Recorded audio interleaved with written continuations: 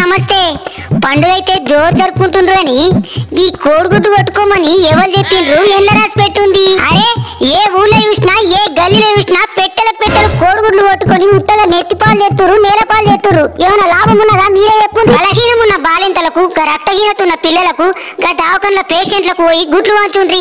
వాళ్ళకు బలం వస్తుంది, మీకు పుణ్యం వస్తుంది. ఒకసారి ఆలోచించుండ్రి. నేనంతా మీ మంచిగా చెప్తా.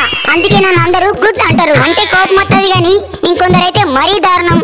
గా బురద పూసుకునుడేంది, గా గట్టర్లలో ఎత్తేసుకునుడేంది, గా కందెనతోటి ముఖమంతా పూసుకునుడేంది, భయంకరమైన రసాయనాలతో తయారైన కలర్లు వాడి కళ్ళు పోగొట్టుకుంటుండ్రు, చర్మ రోగాల బారిన పడుతుండ్రు. కొందరైతే బగ్గ దాగి బైక్ మీకెళ్ళి పడి కాలు కొట్టుకుంటుండ్రు. కడిగిన కలర్లు ఒక తాగిన సోయి మీద చెర్లకోయి మునుగుతుండ్రు. హోలీ పండుగ అంటే గా గోగు పూలు తెచ్చి గా తుమ్మ చెట్టు కాయలతోటి పసుపు నీళ్లు, కుంకుమ, సహజ సిద్ధమైన రంగులతోటి సంతోషంగా పండుగ జరుపుకోవాలి. నేను చెప్పింది నచ్చితే కింద కామెంట్ చేయండి. మీ అందరికీ హోలీ శుభాకాంక్షలు.